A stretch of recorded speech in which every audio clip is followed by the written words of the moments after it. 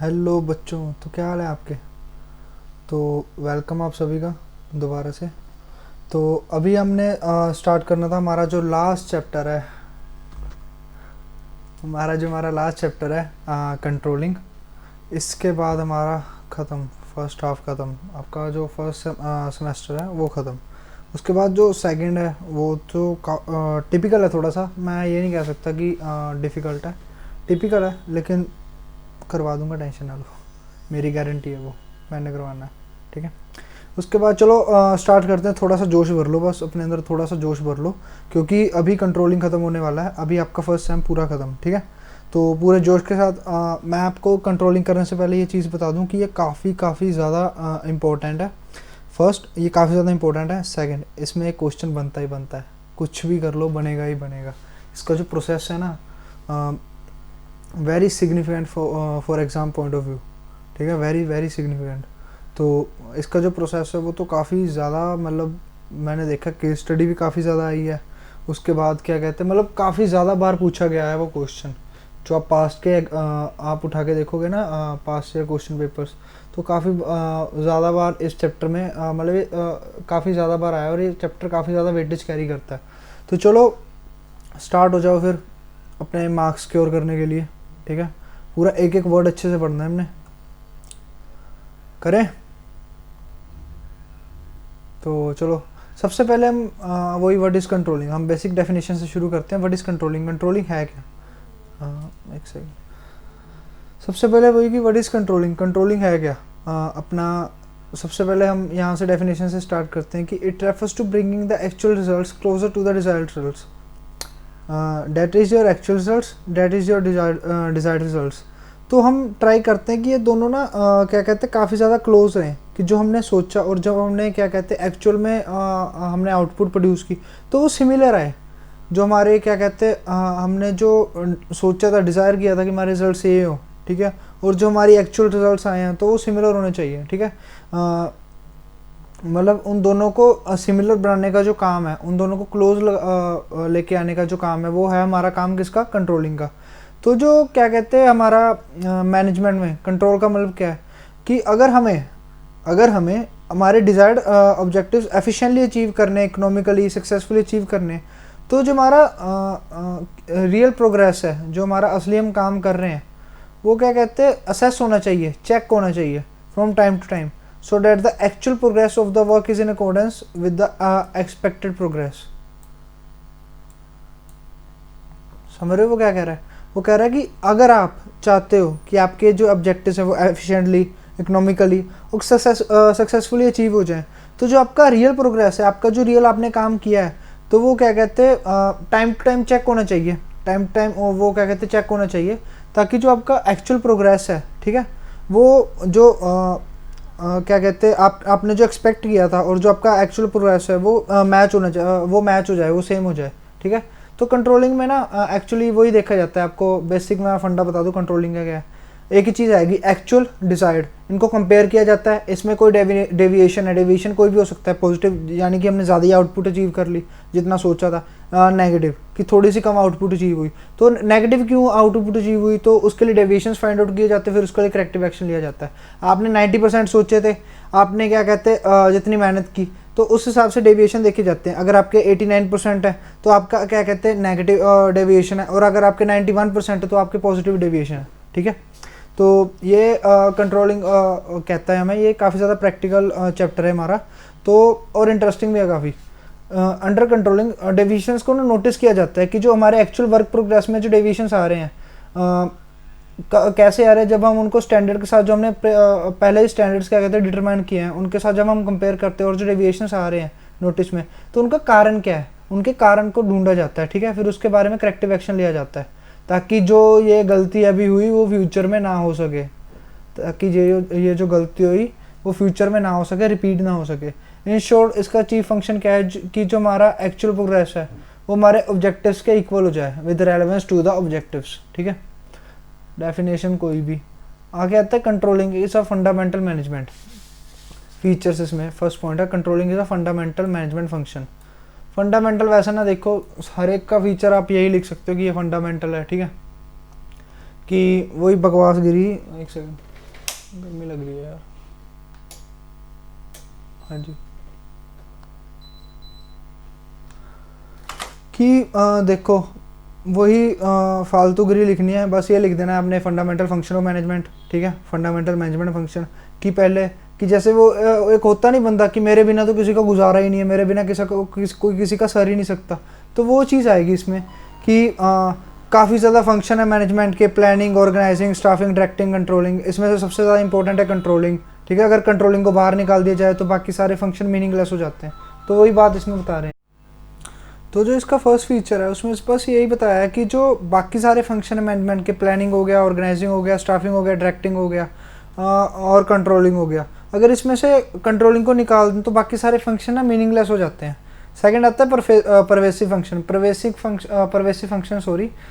Pervasive function जिसकी universal applicability होती है, that is called pervasive function.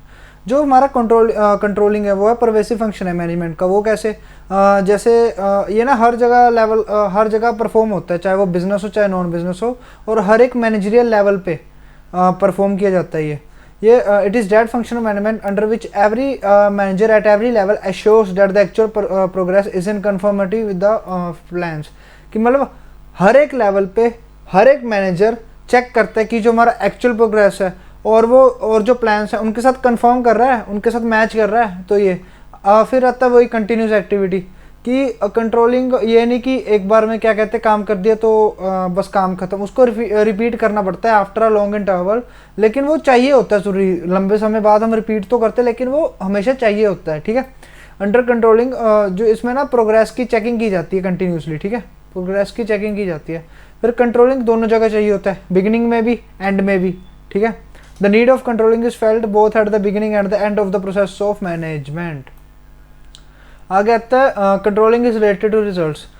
जो हमारे रिजल्ट्स होंगे हम उन्हीं को तो एक्सेस करेंगे ना, ये रिजल्ट से रिलेट करते हैं क्योंकि जो हमारा जो सारा का सारा प्रोग्रेस है वो किसके बेसिस होता है, on the basis of results. और हम करेक्टिव एक्शन भी तभी लेते हैं जब हम रिजल्ट्स में से डेविएशन ढूंढते हैं, ठीक है। उसके बाद आता है कंट्रोलिंग की इंपॉर्टेंस। सबसे पहले अकम्प्लिशिंग ऑर्गेनाइजेशनल गोल्स। जो हमारा कंट्रोलिंग प्रोसेस है वो हम इम्प्लीमेंट करते हैं ताकि हम जो हमारे प्लान्स हैं उनका ख्याल रख सकें। कंट्रोलिंग की वजह से जो हमारे डेविएशंस आते हैं उनको हम इमीडिएटली डिटेक्ट कर सकते हैं, उसके लिए करेक्टिव एक्शन ले सकते हैं। इसलिए जो हमारा डिफरेंस रह जाता है एक्सपेक्टेड रिजल्ट्स और डिजायर्ड रिजल्ट्स में, वो फिर ज़्यादा क्या कहते हैं नहीं रहता। वो जो हमारा डिफरेंस होता है वो काफ़ी एक्सटेंड तक एलिमिनेट हो जाता है। इस तरह से जो कंट्रोलिंग है वो काफ़ी ज़्यादा हेल्पफुल हो जाता है हमारे गोल्स को अचीव करने के लिए। सेकेंड आता है जजिंग एक्यूरेसी ऑफ स्टैंडर्ड्स। जब भी हम क्या कहते हैं कंट्रोलिंग फंक्शन परफॉर्म करें तो मैनेजर को ना एक्चुअल परफॉर्मेंस कंपेयर करनी होती है विद द स्टैंडर्ड्स, तो वो फिर वो डेविएशंस ढूंढता है। इसलिए मैनेजर को ट्राई करना चाहिए कि वो जो स्टैंडर्ड्स ले डाउन कर रहा है, जो वो स्टैंडर्ड्स रख रहा है, वो ना ज़्यादा हो ना कम हो जनरल स्टैंडर्ड के को देखते हुए, कि अगर ज़रूरत पड़े तो उसको रीडिफाइन भी कर सके, चेंज भी कर सके। मतलब यार देखो नॉर्मल सी बात है, जैसा हमारा हम जितना कर सकते उतना ही करेंगे। अब क्या कहते हैं दिन में 24 घंटे, आपको मैं दिन में 25 घंटे पढ़ूंगा, तो वो तो बात नहीं ना बनती। इवन कि कोई 24 के 24 भी नहीं पढ़ सकता, चलो कोई महान बंदा हो उसका मैं कुछ नहीं कह सकता, लेकिन स्टैंडर्ड ना ही आपकी कंपैटिबिलिटी की वजह से ना ज़्यादा होने चाहिए ना कम होने चाहिए। ये उन्होंने काफ़ी ज़्यादा बड़ी बात कह दी और काफ़ी ज़्यादा अच्छी, लेकिन अच्छी बात की, क्योंकि पर्सनली मेरे को भी ये काफ़ी ज़्यादा दिक्कत आती है कि जितना मतलब वो होती है कंपैटिबिलिटी में काफ़ी ज़्यादा बड़े स्टैंडर्ड रख लेता हूँ, इसकी वजह से मैं ज़्यादा कुछ कर नहीं पाता। और काफ़ी ज़्यादा कम स्टैंडर्ड, अंडरवेटेड स्टैंडर्ड रखना भी वो सही बात नहीं होती कि आपकी कैपेबिलिटी है कि आप 7 to 8 चैप्टर्स रिवाइज कर सकते हो या पढ़ सकते हो, लेकिन आप 1 और 2 पे ही अटके हो। तो वो भी हमें अपने आप को अच्छे से एनालाइज करके क्या कहते हैं उस हिसाब से स्टैंडर्ड रखने चाहिए। उसके बाद making efficient use of resources. यार देखो जब हर एक चीज़ की चेकिंग होगी, ठीक है, हर एक चीज़ की चेकिंग होगी तो एफिशिएंट यूज़ होगा रिसोर्सेज का, वो तो ऑब्वियस है, क्योंकि जब कंट्रोलिंग से ये पॉसिबल हो जाता है कि हर एक जो ह्यूमन है और फिजिकल रिसोर्स है वो एफिशिएंटली यूज़ हो रहा है।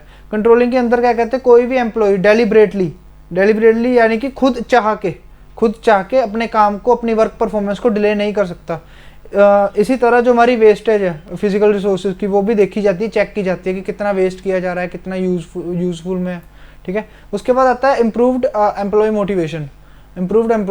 अब एम्प्लॉय का मोटिवेशन कैसे इंप्रूव होगा,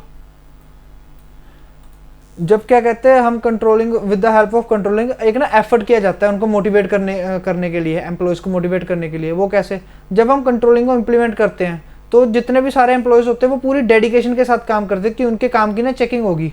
उनको पता होगा कि उनका ना जैसे अब कईयों को फ़र्क नहीं पड़ता, लेकिन कई कुछ बंदे होते हैं वो +2 में भी काफ़ी ज़्यादा डेडिकेशन के साथ काम करते हैं, क्योंकि उनको पता है कि एंड में रिजल्ट आएगा। वो अच्छा भी हो सकता है, बुरा भी, और बुरा होने से अच्छा फिर यही चाहते हैं कि अच्छा ही आए।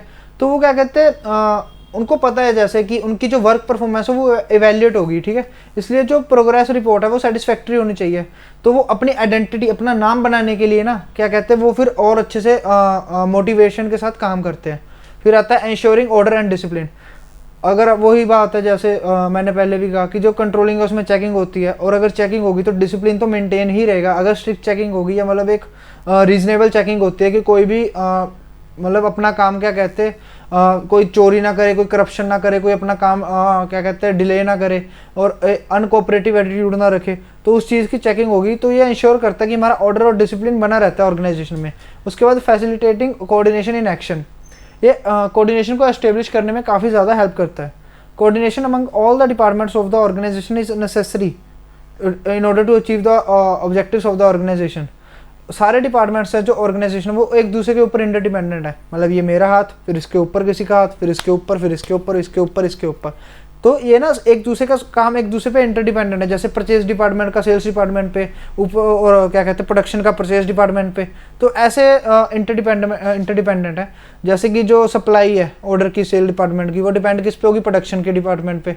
और through the medium of controlling एक एफर्ट किया जाता है ये देखने के लिए कि जो प्रोडक्शन हो रही है वो क्या जितने ऑर्डर्स मिल रहे हैं उसके हिसाब से ही हो रही है ना, मतलब ज़्यादा कम तो नहीं हो रही। अगर ज़्यादा हो तो भी नुकसान है, कम हो तो भी नुकसान है। और अगर ऐसा नहीं है तो कॉजेज ऑफ डेविएशन यानी कि जो वो होते हैं जैसे आपके मैंने वही एग्जांपल दी 90% और आके 88-87 आ रहे हैं, तो वो डेविएशन आ रहे हैं ना, वो आपके डेविएशन आ रहे हैं। तो उसको फाइंड आउट किया जाता है और उसके लिए करेक्टिव एक्शन लिया जाता है, ठीक है। फिर क्या कहते हैं कोऑर्डिनेशन एस्टेब्लिश किया जाता है दोनों डिपार्टमेंट के बीच में। देखो मेरा तो यार पॉइंट ऑफ व्यू यही है कि डेविएशंस की तरफ ध्यान ना दो, ठीक है। एक बात याद रखना, मैं भी इस बात को इम्प्लीमेंट करने में कई बार गलती खा जाता हूँ, कई बार नहीं हर बार ही खा जाता हूँ। लेकिन कहते नहीं है वो नहीं कि देखना चाहिए कि जो हम कर सकते नहीं, वो देखना चाहिए जो एक यूनिवर्सल ट्रूथ है। ये यूनिवर्सल ट्रूथ है कि अपने डेविएशंस की तरफ ना ज़्यादा ध्यान दो कि हाँ मेरे से ये गलती हो रही है, मेरे से ये गलती, मेरे से ये गलती। इंस्टेड उसके लिए करेक्टिव एक्शन क्या लेना चाहिए, ये मैं आपको बात बता रहा हूँ। मैं सिर्फ आपको नहीं बता रहा, मैं इंटरनली खुद को भी बता रहा हूँ। सच्ची में आपको बता रहा हूँ, साथ में खुद को भी बता रहा हूँ कि अगर क्या कहते हैं अगर हम उनको डेविएशंस को ही देखते रहे तो वो ज़्यादा कुछ नहीं, हमें सिर्फ डीमोटिवेट करता है। लेकिन अगर हम उनके बारे में थोड़ा सा स्टेप भी लेते हैं, उनको क्या कहते करने के लिए करेक्टिव एक्शन लेते हैं थोड़ा सा, तो एक थोड़ी सी जील हमारे अंदर आती है, हमारी थोड़ी सी मोटिवेशन हमारे अंदर आती है। तो हमेशा ना ये नहीं डेविएशंस को लेके नहीं बैठे रहना, उसको करेक्टिव उनके लिए करेक्टिव एक्शन भी लेना है, ठीक है। ये मेरे ख्याल से टॉपिक कटवा दिया, रिलेशनशिप कटवा दिया ये। अब आते हैं सीधा प्रोसेस पे। फटाफट प्रोसेस रटना है, फटाफट रटना है, ठीक है, कोई ज़्यादा है नहीं। पहले देखो हमने स्टैंडर्ड सेट की है, ठीक है, फिर हमने मेजर की हमारी परफॉर्मेंस, फिर उसको कंपेयर किया, फिर डेविएशन ढूंढे, फिर करेक्टिव एक्शन। कुछ लगा मुश्किल इसमें?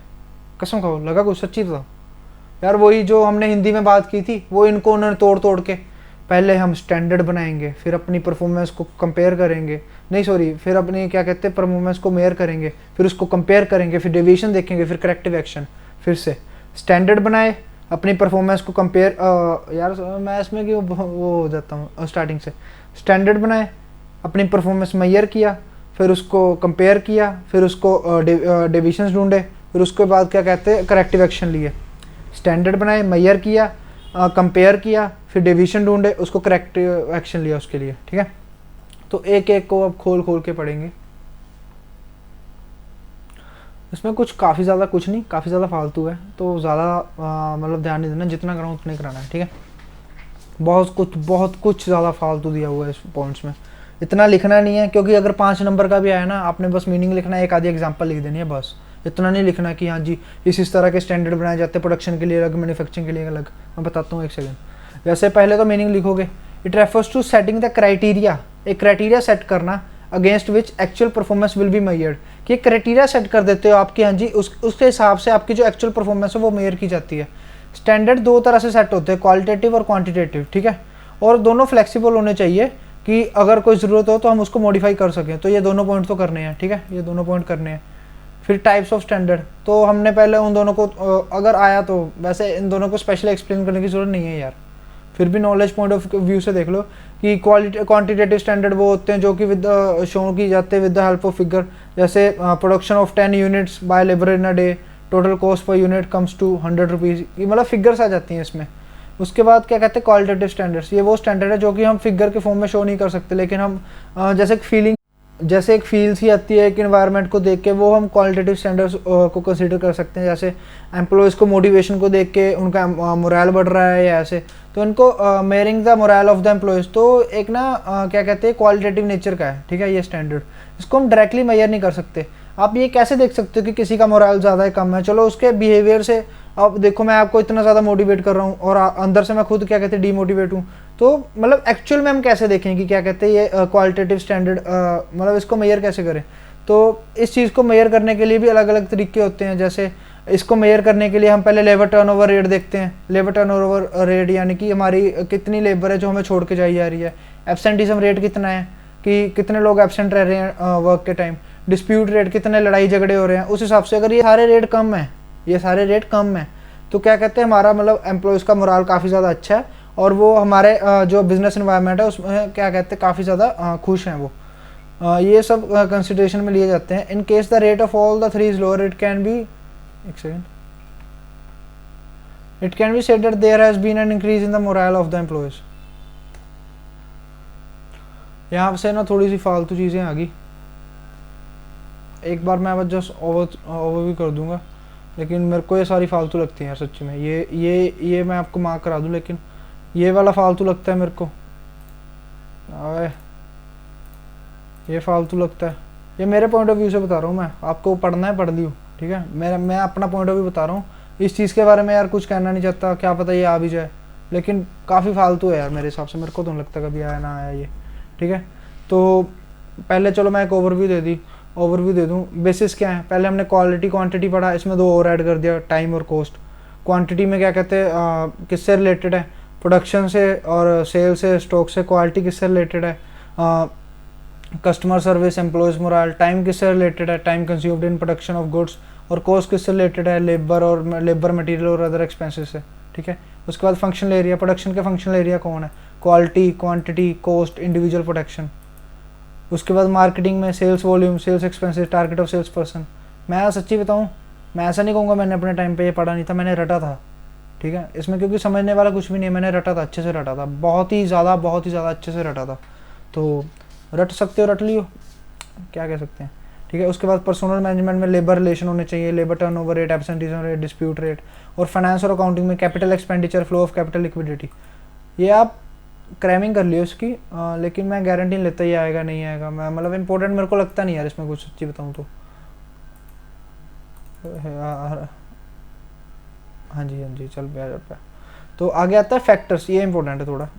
Factors to be consider while taking decisions, while deciding standard लेने के वक्त हमें क्या देखना चाहिए। अब बस ये ना एक कॉपी पे ऐसे चार्ट शीट सी बना लियो कि स्टैंडर्ड, फिर ऐसे एरो बना लियो, ठीक है, कि क्या क्या हम देखते हैं स्टैंडर्ड को डिफाइन करने वक्त। पहले तो वो रीजनेबल होना चाहिए, ना कि वो ज़्यादा आसान होना चाहिए, ना ही ज़्यादा प्रैक्टिकली टफ होने चाहिए कि वो अचीव ही ना कर पाएँ। उसके बाद वो मेजरेबल होने चाहिए कि हम उनको मेजर कर सकें। उसके बाद वो फ्लेक्सिबल होने चाहिए कि हम चेंजेस ला सकें। उसके बाद सिंपल और क्लियर होने चाहिए, ठीक है। डेविएशन टॉलरेंस लिमिट, ये भी इंपॉर्टेंट है, ठीक है। डेविएशन टॉलरेंस लिमिट क्या होती है कि स्टैंडर्ड को सेट करते हुए समझो आपको 2000 यूनिट का आपने देखा था कि ये आपका स्टैंडर्ड है और आपके 1950 आपने यूनिट प्रोड्यूस कर दिए। तो अगर आप 50 यूनिट के लिए मतलब काफ़ी ज़्यादा मिनिमम थोड़ा वो है डेविएशन है, उसके लिए भी आप अननेसेसरी करेक्टिव एक्शन लेते हो, तो वो क्या कहते हैं इतना ज़्यादा वो बेनिफिशियल नहीं करता, बस आपकी कॉस्ट बढ़ाता है। तो ये आपने 5 पॉइंट याद रखने हैं।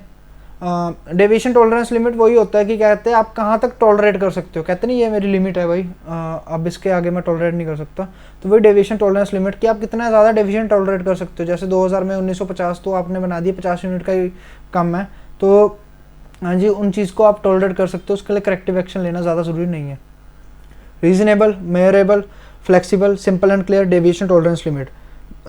Reasonable, measurable, flexible, simple and clear, deviation tolerance limit. ठीक है, आगे आ गया सेकंड स्टेप, हमने अपनी एक्चुअल परफॉर्मेंस को मेयर करना है।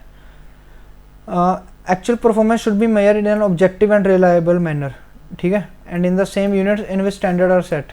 कि मतलब किसी भी अगर आप यूनिट्स में स्टैंडर्ड सेट कर रहे हो तो आप यूनिट्स के हिसाब से ही मेयर करोगे आप, ये नहीं कि टाइम कितना लगा। आपने यूनिट्स में स्टैंडर्ड सेट किया कि इतने यूनिट प्रोड्यूस करने, आपने ये नहीं देखना कि वर्कर ने काम कितना किया, आपने यूनिट के हिसाब से ही फिर उसको देखना है, मेयर करना है। फिर जब measurement is normally done after the task is completed, but wherever possible it should be done during the performance. मतलब वो कह रहा है कि ये तभी करना चाहिए जब हमारा काम पूरा हो जाता है, लेकिन अगर पॉसिबल है तो हम काम के बीच में भी इसको मेयर कर सकते हैं। An important question regarding the मेयरमेंट of actual performance. हाँ, ये ना काफ़ी ज़्यादा इंपॉर्टेंट क्वेश्चन अराइज होता है कि जब हम मेयरमेंट करते हैं तो हमें क्या कहते हैं, एक्चुअल काम के पूरे होने के बाद ही करनी चाहिए या बीच में भी कर सकते हैं। ठीक है, तो इस क्वेश्चन का रिप्लाई ये है कि ये काफ़ी ज़्यादा अप्रोप्रिएट है कि जो हमारी प्रोग्रेस है वो दोनों सिचुएशन में मेयर हो सकती है। फर्स्टली जब हमारा काम प्रोग्रेस में है, जब हमारा काम चल रहा है, तो हम सुपरविज़न के थ्रू, मतलब समझो आप काम कर रहे हो, मैं देख रहा हूँ, मैं सुपरविज़न के थ्रू ये चेक करता रहूँगा कि क्या आप अपना काम ठीक से कर रहे हो या नहीं कर रहे हो, कि आपकी स्पीड ठीक है या नहीं। और कभी मेरे को लगा कि हाँ जी आप नेगेटिव रिजल्ट्स लेके आने वाले हो या आपका क्या कहते हैं मतलब काम गलत हो रहा है, तो मैं साथ ही में करेक्टिव एक्शन ले लूँगा इमीडिएटली, ताकि इससे ज़्यादा नुकसान ना हो, जितना हो गया या जितना होने वाला है उससे ज़्यादा नुकसान ना हो। ठीक है, सेकेंडली जो हमारा होता है वो पूरा काम होने के बाद होता है। ठीक है, करेक्टिव एक्शन। तो अगर कोई नेगेटिव रिजल्ट आता है वो हम in this case corrective action in case of negative result can be taken for future work, which means जब हमारा काम पूरा हो जाता है उसके बाद हम जब डेविएशन फाइंड आउट करते हैं, करेक्टिव एक्शन लेते हैं, वो क्या कहते हैं फ्यूचर वर्क के लिए तो हम उसको एज अ रेफरेंस यूज़ कर लेते हैं कि हाँ जी आगे से ये काम नहीं करना। लेकिन एक बार जो लॉस हो गया, एक बार जो पूरे काम में जो हमारी डेविएशन आ गया, वो तो आ गया, वो तो हमें फेस करना पड़ेगा, वो कंपनसेट नहीं हो सकता। मतलब दोनों में फ़र्क ये है कि अगर आप काम के बीच में कर रहे हो तो आप लॉस को रोक सकते हो, काफ़ी ज़्यादा हद तक रोक सकते हो, लेकिन काम होने के बाद जब आप देख रहे हो तो उसमें कोई लॉस होता है तो वो फिर हम कंपनसेट नहीं कर सकते। ये आपको दिमाग में रखना है अपनी क्या कहते हैं एक्चुअल परफॉर्मेंस को मेयर करते वक्त। ये भी इंपॉर्टेंट है कि जो अपने फिगर्स रिगार्डिंग क्या कहते हैं वर्क प्रोग्रेस के वक्त ली, उसको मेयर करने के वक्त वो काफ़ी ज़्यादा ट्रू होनी चाहिए, वो पूरी ट्रू होनी चाहिए।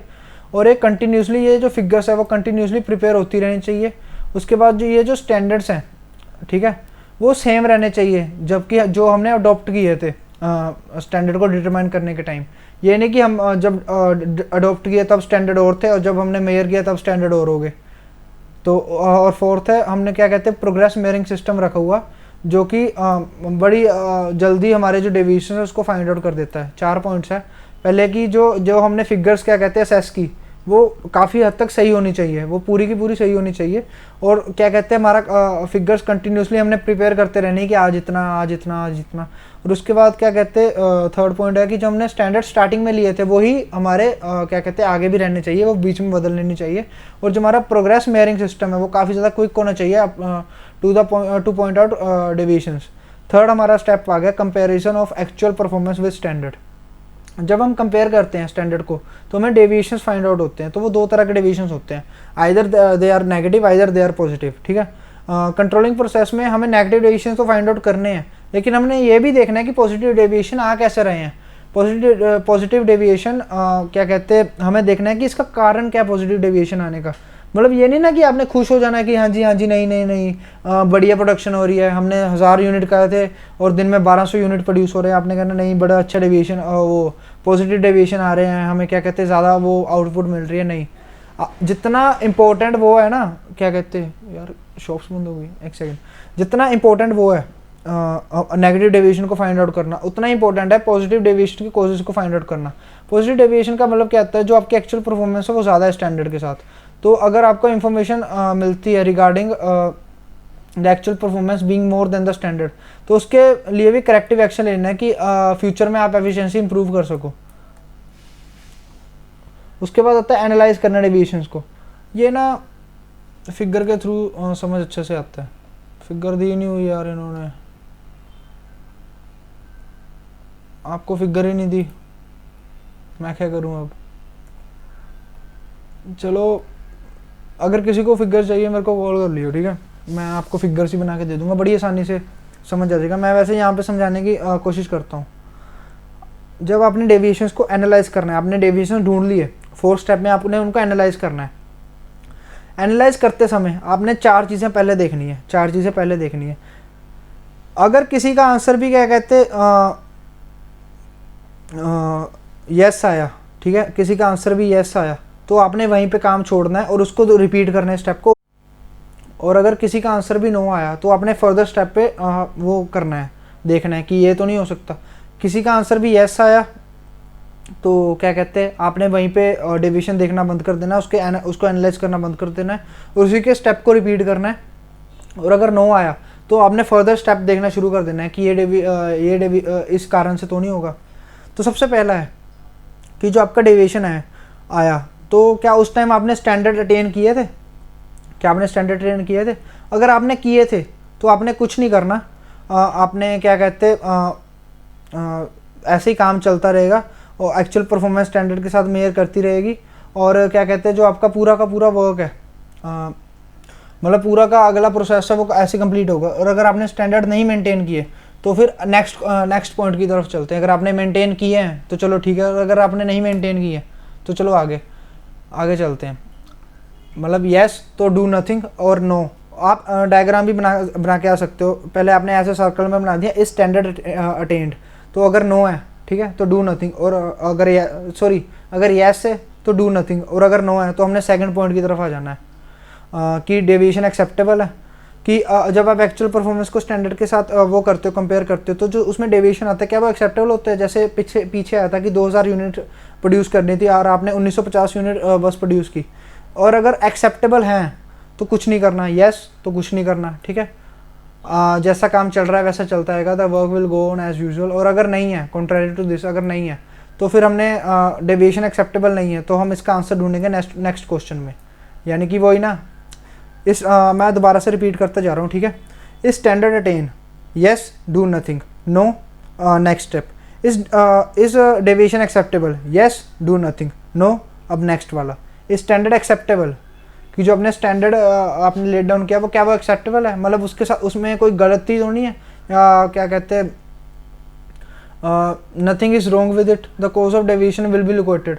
अगर आफ्टर दिस करेक्टिव एक्शन लिया जाता है और क्या कहते हैं and the work will progress, अगर क्या कहते हैं वो एक्सेप्टेबल नहीं है तो फिर आपने क्या कहते हैं if standard already fixed is found to be wrong, तो हम इसका नेक्स्ट क्वेश्चन में जो इसका आंसर ढूंढने की कोशिश करेंगे।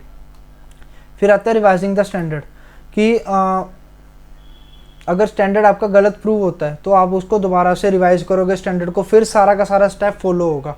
Revising the standard, measurement of actual performance, comparing of actual performance with standard, analysing deviation, corrective action, ठीक है। अब मेरे को पता है आपको कंफ्यूजिंग लग रहा है, लेकिन एक बार मेरे को दोबारा से बताने दो। इस स्टैंडर्ड अटेंड, क्या आपने स्टैंडर्ड अटेन किए? यस, आपने कुछ नहीं करना, जैसा काम चल रहा है चलने दो। अगर आपने स्टैंडर्ड नहीं अटेन किए तो दूसरा क्वेश्चन कि क्या क्या डेविएशन एक्सेप्टेबल है। अगर एक्सेप्टेबल हैं कि आप एक्सेप्ट कर सकते हो तो yes it is acceptable, do nothing, the work will go on as usual. और अगर नहीं एक्सेप्टेबल तो फिर अगला क्वेश्चन, क्या स्टैंडर्ड एक्सेप्टेबल है, क्या स्टैंडर्ड के साथ कुछ गलत तो नहीं है। अगर क्या कहते यस मतलब क्या कहते हैं कि हाँ जी उसके साथ कुछ गलत नहीं है तो ठीक है, ऐसे ही काम चलता रहेगा। लेकिन ये उसके साथ अगर कुछ गलत है तो फिर नेक्स्ट क्वेश्चन नहीं, नेक्स्ट फिर उन्होंने रेमेडी दे दी कि रिवाइज करो स्टैंडर्ड को, फिर पूरा का पूरा दोबारा से प्रोसेस कंटिन्यू करो, ठीक है। Hope you get my point clear. अगर इससे ज़्यादा मैं इसको ज़्यादा खींचूंगा, आप रिपीट करके दोबारा से देख लियो, आपको 2 बार देखोगे समझ आ जाएगा। अगर फिर भी ना समझ आए कॉल कर लियो, लेकिन एक लेक्चर के बीच में 3-4 बार वो बताना पॉसिबल नहीं होगा, ठीक है। उसके बाद है डेविएशन टॉलरेंस लिमिट। गर्मी लग रही है। Deviation tolerance limit, deviations are examined in the light of predetermined deviation tolerance limit कि हमारी लिमिट कितनी है। अगर डेविएशंस लिमिट के बीच में ही है तो उनको वर्ड किया जा सकता है, लेकिन अगर वो लिमिट्स क्रॉस कर देते हैं तो उनको हायर लेवल के पास रिपोर्ट करना होता है विदाउट एनी डिले। तो ये 2 का मतलब अटमोस्ट इम्पोर्टेंट है ना, अटमोस्ट इम्पोर्टेंट ये जो पॉइंट्स हैं, बट मोस्ट इंपॉर्टेंट है यार, इनमें केस स्टडी भी काफ़ी बार बनती है और ये वैसे भी कई बार पूछ लिए जाते हैं 3 नंबर में या 5 नंबर में, नहीं शायद 3 नंबर में तो पूछे जाते हैं। तो सबसे पहले आता है principle of critical point control. Principle of critical point control, इसमें बड़े आसान शब्दों में ये कहा गया है कि ये ना पॉसिबल है ना आसान है, ना पॉसिबल है ना आसान है कि हम सारी एक्टिविटीज़ ऑर्गेनाइजेशन की उनको चेक करें, जितनी सारी एक्टिविटीज़ ऑर्गेनाइजेशन की उनको चेक करें। क्या कहते हैं, वो एक्टिविटीज़ हमें डिटरमाइन करनी चाहिए जो कि काफ़ी ज़्यादा इंपॉर्टेंट है हमारे ऑर्गेनाइजेशन के सक्सेस के लिए। यार जैसे आप करते नहीं हो, एक बुक है, इतने चैप्टर दिए गए हैं, वैसे मैंने कभी नहीं किया, लेकिन अभी स्मार्ट स्टडी वाला कंसेप्ट चल पड़ा है कि आपने देख लिया उसमें से इंपॉर्टेंट चैप्टर कौन से आप करते हो ना, जो लेस इंपॉर्टेंट है चलो टाइम हुआ बाद में कर लेंगे, लेकिन पहले इंपॉर्टेंट करना है। This is what the concept says कि जो इंपॉर्टेंट एक्टिविटीज़ हैं जो कि ऑर्गेनाइजेशन के सक्सेस के लिए इंपॉर्टेंट है, उनको डिटरमाइन करना। दे आर नाउन एज की रिजल्ट एरियाज। अगर आपको पूछ ले what is the full form of KRA, की रिजल्ट एरियाज, की रिजल्ट एरियाज, की रिजल्ट एरियाज। तो ये इसका मतलब है कि जो मैनेजर है वो क्या कहते हैं, छोटी छोटी एक्टिविटीज़ में अपने आप को इन्वॉल्व ना करे, बल्कि ज़्यादा टेंशन दे जो कि काफ़ी ज़्यादा इंपॉर्टेंट एक्टिविटीज़ हैं, और अगर उनमें अनफेवरेबल रिजल्ट्स आते हैं तो उसको उससे एंटरप्राइज को काफ़ी ज़्यादा लॉस हो सकता है, तो उन पर ज़्यादा ध्यान दे। फिर आता है principle of management of conception. ये पॉइंट ये कहता है कि जो मैनेजर है उसको करेक्टिव एक्शन लेना चाहिए जबकि बड़े एक्सेप्शनल डेविएशन होता है। एक्सेप्शनल डेविएशन, इसका मतलब एक्सेप्शनल डेविएशन का क्या मतलब है, ना ही स्पेशली गुड और ना ही स्पेशली बैड डेविएशन। मतलब देखो, अगर कंपनी ने ये देखा कि हमारी, आपने बैड डेट्स तो पढ़ी ली है कि हमारी जो बैड डेट्स की लिमिट है वो 3% तक की बढ़नी चाहिए, कि 3% तक पैसा मर जाए कोई इशू नहीं है, लेकिन मतलब अगर 3% से ज़्यादा आपका पैसा मरता है, ठीक है, 3% से ज़्यादा बैड डेट्स होते हैं, तो आपने फटाफट मैनेजर, जो आपका कंसर्न मैनेजर है, उसके नोटिस में लेके आनी है। तो दोनों के बीच में क्या कहते हैं, एक डिफरेंस क्लियर करना काफ़ी ज़्यादा ज़रूरी है कि जो प्रिंसिपल है, principle of critical point control है, उसमें ये देखा जाता है कि कौन सी एक्टिविटीज़ है जो कि ज़्यादा प्रॉफिटेबल है, और जो प्रिंसिपल ऑफ एक्सेप्शन है उसमें डेविएशन देखा जाता है। Deviation is taken care in respect of predetermined critical points. In case of more deviations in respect of some particular critical point, corrective action is taken। कि मतलब एक जो लिमिट सेट की हुई है, अगर उससे काफ़ी ज़्यादा एक्सेप्शनल डेविएशन आते हैं तो हाँ जी आपको करेक्टिव एक्शन लेने की ज़रूरत है। तो दोनों में ये बेसिक डिफरेंस है। अगर फिर भी आपको नहीं समझ आया तो कॉल कर लियो यार, नहीं तो काफ़ी ज़्यादा मतलब लंबा हो जाएगा ये टॉपिक, ठीक है। कॉल कर लियो, आराम से मतलब समझा दूंगा मैं। फिर आता है हमारा एडवांटेजेस। एडवांटेजेस क्या कहते हैं इसके, क्रिटिकल पॉइंट कंट्रोल और मैनेजमेंट बाय एक्सेप्शंस, किससे ना जो इंपॉर्टेंट डेविएशंस हैं उनका ख्याल रखा जाता है और दोनों टाइम और एफर्ट सेव किए जाते हैं। मैनेजर है वो इंपॉर्टेंट एरियाज़ की तरफ फोकस रहता है, फिर अथॉरिटी डेलीगेट कर दी जाती है लेस इंपॉर्टेंट प्रॉब्लम्स की। इससे ना एम्प्लॉयज़ का मोरल काफ़ी ज़्यादा बनता है, जो आपने देखा है डेलीगेशन और डिसेंट्रलाइजेशन ऑफ अथॉरिटी में। उसके बाद by locating important problems quickly, problems possible loss can be avoided. मतलब आप देख लेते हो कि जल्दी से जल्दी प्रॉब्लम सॉल्व कर देते हो तो जो लॉस होने वाला होता है वो भी अवॉइड हो जाता है। कॉजेज़ क्या है डेविएशन के, 4 कॉजेज़ हैं हमारे मेन डेविएशंस के। पहले ह्यूमन कॉजेज़, सबसे पहले आता है ह्यूमन कॉजेज़ कि जो एफिशिएंसी एम्प्लॉयज़ की वो काफ़ी ज़्यादा मेन कोज है ह्यूमन कॉजेज़ में से। फिर अनसर्टेन इवेंट्स की, कोई स्ट्राइक हो गया, लॉकआउट हो गया, shortage of raw material, entry of many competitors in the new market. कोई भी अनसर्टेन इवेंट हो गया कि यार हमें पता नहीं अब कोरोना हो गया, वो भी अनसर्टेन इवेंट था, तो उससे भी काफ़ी ज़्यादा वो हो सकता है, नुकसान हो सकता है। इससे ये अनसर्टेन इवेंट्स में आ जाता है। ये काफ़ी ज़्यादा हर्डल्स कि आपकी मशीन ख़राब होगी, टूट गई, इलेक्ट्रिसिटी सप्लाई रेगुलर नहीं है, तो वो हर्डल्स आ जाते हैं डेविएशंस में। उसके बाद रॉन्ग स्टैंडर्ड कि आपने क्या कहते हैं गलत स्टैंडर्ड रख लिए सेल्स के, प्रॉफिट के, कॉस्ट के, कि मतलब लाख रुपए की कमाई है और आप देख रहे हो कि हमें 100 करोड़ कमाना है 1 साल का, ठीक है, तो वो स्टैंडर्ड देख के रखने चाहिए। उसके बाद आता है in this way deviations and their causes are traced out and then reported to the officer concern for taking corrective action. और हमारा लास्ट स्टेप आ रहा है, अब हमने गलतियां की हैं हमारे पास में उसको हमने सुधारना है, corrective action. The last but the most important step is the process of controlling is taking corrective action. यहाँ पे अब हमें डेविएशंस पता लग गए हैं, उनके कॉजेज पता लग गए हैं, अब उनको रिमूव करने के लिए क्या कहते हैं, ताकि हमारे जो एक्चुअल वर्क प्रोग्रेस में जो हर्डल्स हैं उनको रिमूव करने के लिए हमें करेक्टिव एक्शन लेना है। करेक्टिव एक्शन और कुछ नहीं है, जो हमारे एक्चुअल रिजल्ट्स है और हमारे डिजायर्ड रिजल्ट्स है उनको क्लोज लेके आता है ताकि दोनों मैच कर जाएं। इसमें क्या कहते हैं, ये दो टू टाइप्स का होता है, रिमूविंग डेविएशंस इन एक्चुअल परफॉर्मेंस, रिमूविंग डेविएशंस इन एक्चुअल परफॉर्मेंस। अगर जो प्रोडक्शन है वो गिर गई है, प्रोडक्शन है डिक्लाइंड, क्योंकि कोई डिफेक्ट आ रहा है मशीन में, तो वो इमिडिएटली क्या कहते हैं रेक्टिफाई कर देना चाहिए, ताकि जो एम्प्लॉयज़ है उनको ओवर टाइम करने के लिए कह दिया जाए, ताकि जो हमारा लॉस हुआ है प्रोडक्शन में वो कंपनसेट कर दिया जाए। कि मतलब removing deviation in the actual performance, की मतलब कोई भी डेविएशन आए उसको हम रिमूव कर देते हैं। कि अगर हमारी मशीन ख़राब है तो हम उसको फटाफट ठीक करवा देते हैं और एम्प्लॉयज़ को कहते हैं कि आप ओवर टाइम लगा लो, जिससे हम अपना लॉस कवर कर सकें। Stopping the repetition of any such problem in future, कि अगर हम ना जो कॉजेज ऑफ डेविएशन है उनको हम इन डेप्थ स्टडी करते हैं। कि समझो इस एग्जांपल को ही ले लो कि हमारा अगर मशीन ख़राब, तो हम ये देख लेते हैं कि मशीन किस किस कॉजेज़ की वजह से ख़राब हो सकती है, किस किस कॉजेज़ की वजह से ख़राब हो सकती है।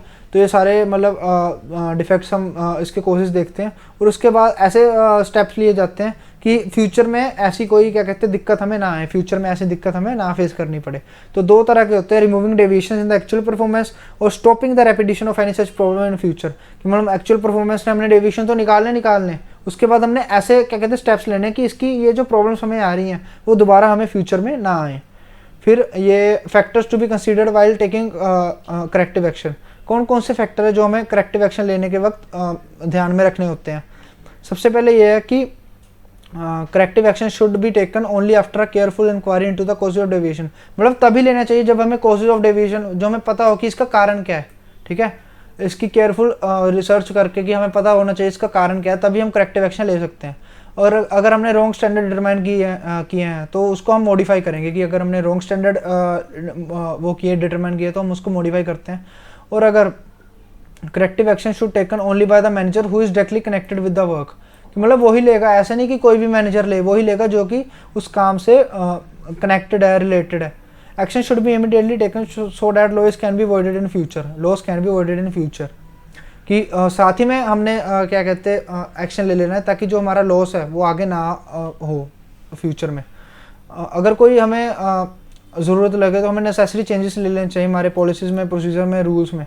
ठीक है, तो ये देख लो हमारा एक बस छोटा सा है कॉज ऑफ डेविएशन, ये डिफेक्टिव मटेरियल अगर ऐसा हो तो हम करेक्टिव एक्शन क्या लें।